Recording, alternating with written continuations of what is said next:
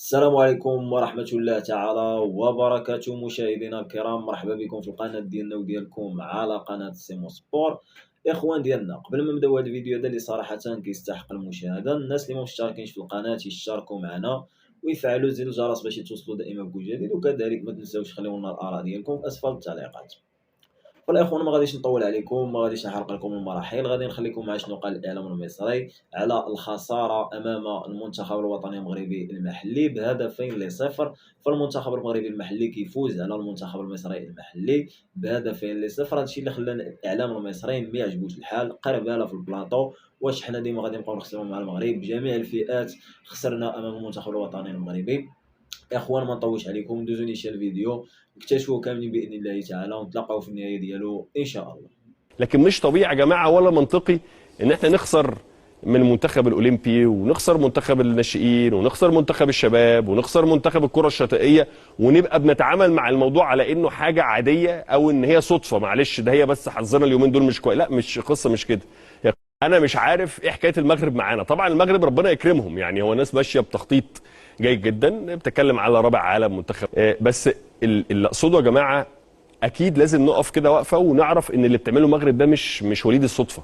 يعني تميزهم في المنتخب الاول والمنتخب الاولمبي، منتخب الشباب او منتخب الناشئين، ثم منتخب الشباب، وقبليهم منتخب الكره الشاطئيه اللي برضه تفوق علينا، ده مش وليد الصدفه. اكيد مش وليد الصدفه. فلازم احنا نقف كده نتدبر مع الكلام ده، ونفهم ان احنا لازم ندي العيش لخبازه، ويبقى في اسس للتعيينات. يبقى في اسس للتعيينات، انا بعين على اساس كذا وبعمل برنامج، والناس دي لازم تحتك بالشكل الفلاني، وبوفر لهم احتكاك وامكانيات كذا كذا عشان يقدروا يحققوا ده.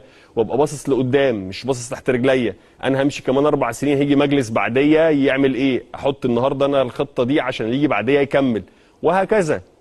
الموضوع سهل وبسيط للي عايز. يعني ان النجاح ليه مسببات ربنا سبحانه وتعالى امرك بيها في اي مجال كان، تاخد بالاسباب دي وتسعى، ربنا هيكرمك. هيكرمك ده مش كلامي، ده وعد رباني ربنا سبحانه وتعالى قطعه على نفسه.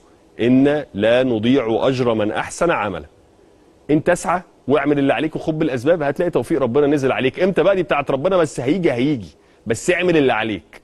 لكن مش طبيعي يا جماعه ولا منطقي ان احنا نخسر من المنتخب الاولمبي، ونخسر منتخب الناشئين، ونخسر منتخب الشباب، ونخسر منتخب الكره الشاطئيه، ونبقى بنتعامل مع الموضوع على انه حاجه عاديه او ان هي صدفه. معلش، ده هي بس حظنا اليومين دول مش كويس. لا، مش قصه مش كده. هي قصه ان فرق بين حد بيشتغل بشكل مؤسسي، حد بيعمل استراتيجيك ثينكينج، تفكير استراتيجي عشان اظبط الكره المغربيه لفتره كبيره، ويبقى في تواصل اجيال بشكل معين. يبقى عندي المنتخب الشباب ومنتخب الناشئين ومنتخب الاولمبي ومنتخب الكبير، كلهم بيدوروا في لوب ودايره واحده من التميز. وبين حد شغال بشكل شيل ده وهات ده وخد ده وهات دي وعين ده وودي ده وجاب ده، وشغال انت بشكل عشوائي بحت. لا تنتظر الا ان انت هتعمل نجاحات وليده الصدفه، لكن نجاحات مخطط ليها بالتاكيد لا مع هذه العشوائيه. الكوتش ماشي. انا اروح لفكره ان المغرب شغاله صح بقالها عدد من السنوات الكتير، حلو. واحنا شغالين بنسبه كبيره غلط فيما يخص كمان القاعده. عشان يا جماعة النموذج بتاع المغرب ده بكل تواضع، ركز معايا، بكل تواضع أرجوك روح شوفه واعمل زيه بالظبط. هتقول لي أنا التاريخ، هتقول لي أنا اللي عملت، هتقول لي أنا اللي أسست، هتقول لي أنا جيت أول واحد، هقول لك على عيني وعلى راسي، مفيش خلاف. بس هم جريوا، خدوا خطوات سريعة. رابع العالم منتخب أول، برونزية الأولمبياد منتخب أولمبي، بطولة شمال أفريقيا تحت 20 سنة، كاس أفريقيا تحت 17 سنة. أنت متخيل؟ يعني مش بس عندهم جيل فوق منتخب أول جامد، لا ده عندهم جيل هيسلم جيل هيسلم جيل. وعندك على الأقل من 10 ل 15 سنة المغرب متسيدة. تاني، احنا ساعات ربنا بيكرمنا وساعات بنكسب بطولات، واحنا مصر واحنا اعظم دولة في كرة القدم في افريقيا، كل حاجة. يعني ده التاريخ اللي بيقول، مش انا اللي بجود. بس احنا اتأخرنا في خطوات، وواضح ان الناس دي بتشتغل بنظام. يعني ايه؟ يعني احنا ساعات لما بنيجي بنكسب بجيل فلته. والله منتخب الناشئين ده شكله فلته، والله منتخب الشباب ده شكله فلته، والله احنا عندنا الجيل بتاع المنتخب الاول 2006 و2008 و10 ده فلت. لكن دول لا، من المنتخب الاول كسبان، منتخب اولمبي كسبان، منتخب شباب تحت 20 سنه كسبان، منتخب تحت 17 سنه كسبان، منتخب افريقيا للمحليين كمان نسيت، منتخب المغرب للمحليين كمان كسبان بطوله افريقيا. في كل حاجه كسبانين كل حاجه. والله ما هو تقليل مننا خالص. انا بقول لك بكل تواضع، الناس اللي بتدير كره القدم في مصر يا سيدي شوف النموذج وطور عليه كمان، بس ما تقعدش تقول انا كده كده صح، انا كده كده جامد، تاريخيا جامد. دلوقتي في ناس سبقاك، الحقهم وتفوق عليهم لو تقدر.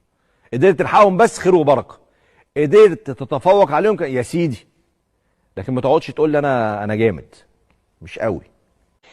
الفارق الحقيقي بين المغرب وبين مصر، هل في فوارق ضخمه بما انه في لعيبه بتتكون بره كتير على مستوى كل قواعد الناشئين ووصلوا للجيل الثالث دلوقتي، ولا لما بيحصل الصدام ما بين الاثنين في مناسبات مختلفه انت بتحس ان الفرق مش كبير قوي وتقدر تتغلب عليه لو عندك جوده في الكوتشنج تقدر تعوض؟ وهنا بتكلم على كيروش لما كان موجود وعلى ميكالي دلوقتي. ميكالي لا، انا ما اروحش لفكره جوده الكوتش. ماشي. انا اروح لفكره ان المغرب شغاله صح بقالها عدد من السنوات الكتير.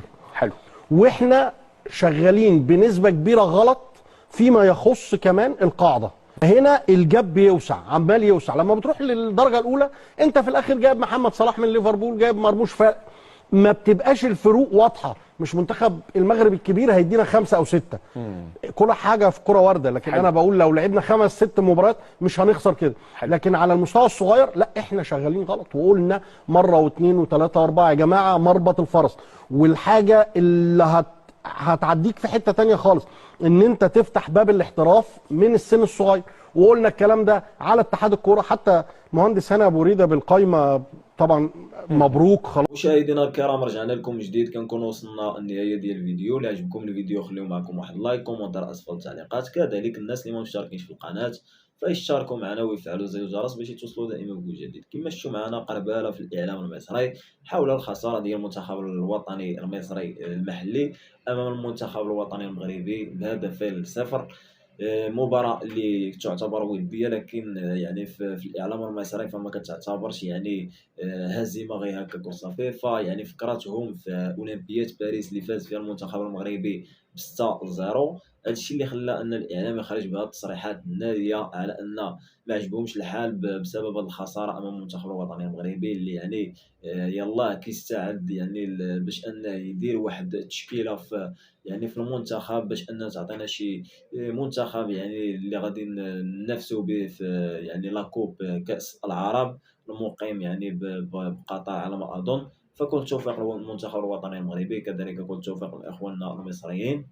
هادشي اللي كاين الاخوان، يعني كلشي واضح كلشي باين. كنتمنى ان الفيديو يكون خفيف ظريف عليكم ويكون الاعجاب ديالكم. الا عجبكم الفيديو خليو لايك، كومونتير اسفل التعليقات، ونتلاقاو في فيديو جديد ان شاء الله.